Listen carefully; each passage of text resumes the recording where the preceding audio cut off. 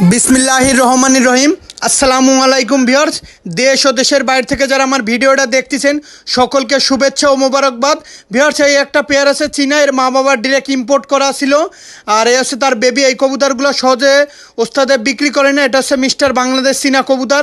এই কবুতরের একটু দামের রেঞ্জটা একটু বেশি, আর এই কবুতরগুলা সারাদিন ফ্লাইং করানো কবুতর। ভিউয়ার্স, নিঃসন্দেহে এই পেয়ারটা সংগ্রহ করতে পারেন।